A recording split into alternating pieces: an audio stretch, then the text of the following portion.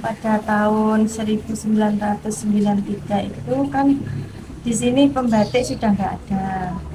Nah, yang ada itu tinggal para penenun. Bunda itu waktu kecil sebelum itu tuh sering melihat para penenun itu ke pasar ya, ke pasar menjual tenunannya. Itu biasanya kan di pasar tuh dibeli sama pembatik, terus yang jual benang lawe dibeli sama penenun, dan yang menjual indigo untuk bahan warna dibeli pembatik juga. Nanti berputar gitu loh mas.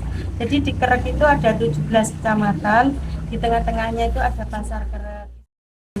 Sebagai anak kecil kan zaman dulu tuh sering nyegat di pojokan, di gerdu itu ya, di situ tuh anak-anak kecil itu nyegat jajan dari bude yang ke pasar gitu.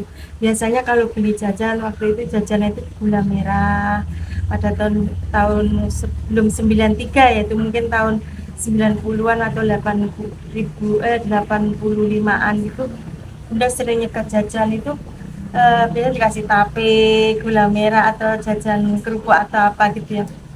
Tapi suatu ketika bunda nyegat jajan itu, bule-bule yang ke pasar tetangga yang biasanya ngasih jajan itu nggak dapat jajan, terus ngomong begini, Dok, wong aku ratu jajan adol jarik siji ra payu tak kebalik muleh ya ora leh blonjo.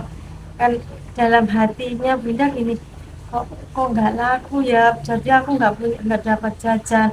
Dalam hati anak kecil pemikirannya kan, aku kan kalau begini terus kan aku nggak pernah dapat jajan gitu. Dalam akhirnya punya keinginan aku nanti kalau sudah besar mau menjadi pembatik, mau mulai punya orang-orang yang menenun di sini, nanti tak batiknya tak jual, nanti biar orang-orang di sini pada laku semua dagangannya. Dan pikirannya cuman sekecil, cuma sesederhana itu. Jadi pada waktu tahun 97 itu yang 93 bunda yang sudah nggak ada kegiatan di rumah, tapi alat-alatnya itu masih ada semua di ruang belakang.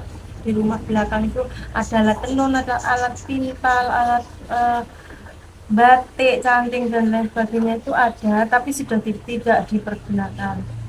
Dan bunda tanya-tanya sama mbaknya bunda, namanya Mbak Sedang, itu sering cerita bahwa batik itu digunakan untuk seserahan pengantin, bukan hanya untuk sandang sehari-hari, yaitu yang paling pokok itu untuk seserahan. Kalau laki-laki menikah itu harus dibawakan seserahan, selain ada sapi, ada emas, ada lain sebagainya, yaitu termasuk ada 100 lembar kain tenun gedok yang berkualitas bagus.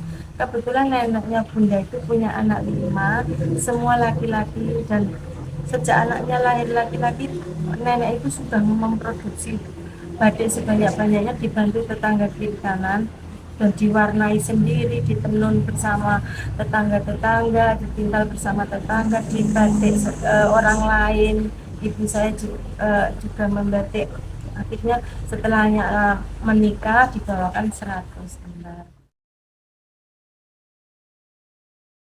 Kalau di batik di daerah lain mungkin kalau bahannya dari kain pabrikan itu kan hanya sekedar batik, semua daerah ada.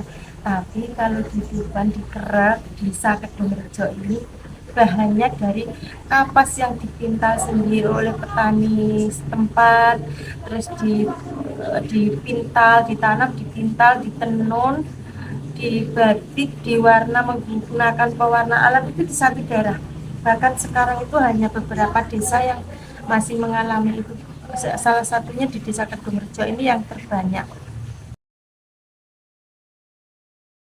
Mengajari anak-anak yang masih sekolah. Pada waktu itu anak-anak mulai dari kelas 2 SD, ada yang masih TK juga, ada yang SMP, ada yang sudah dari SD itu putus sekolah, itu dibawa bunda ke rumah, diajari dengan biaya sendiri, dikasih makan. Jadi anak-anak itu sebenarnya mereka belum pernah mengenal batik dan orang tuanya juga tidak ada yang membatik.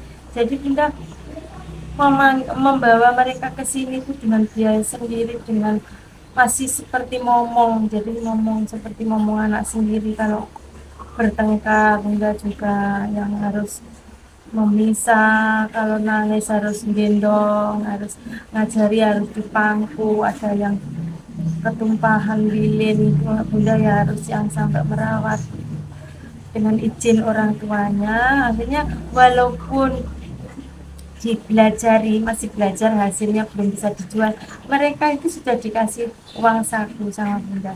Jadi satu lembar kalau misalnya orang tua yang sudah mahir itu ongkosnya 10.000 ya, mereka kalau dapat full satu lembar nih mbok itu juga harus dikasih 10.000, walaupun hasilnya belum bisa dijual, kadang-kadang direbus lagi karena rusak belipotan.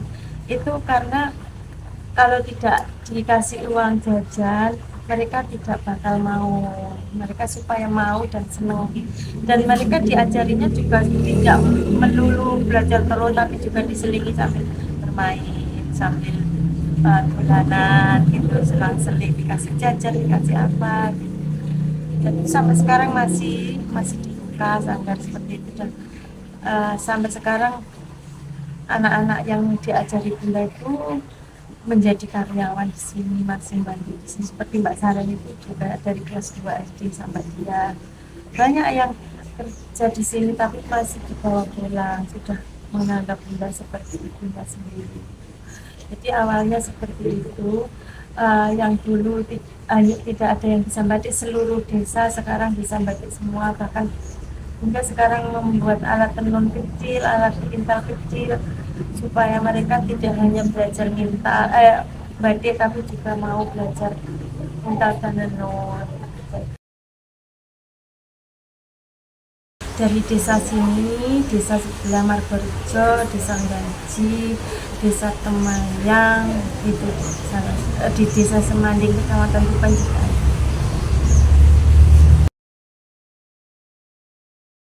Ya tentunya supaya lebih bisa berkembang, dan yang membuat bunda prihatin sekarang itu para penenun dan pemintalnya itu yang selalu berkurang, karena paling muda itu umurnya 40 tahun mas. Jadi yang kepinginnya bunda makanya menciptakan alat-alat tenun baru yang kecil, supaya anak-anak kecil itu mau belajar minta dan tenun, karena mereka sekarang belajar batik pun itu susah, nggak ada yang mau, karena sejak ada zaman gadget itu ya sudah berkurang peminatnya.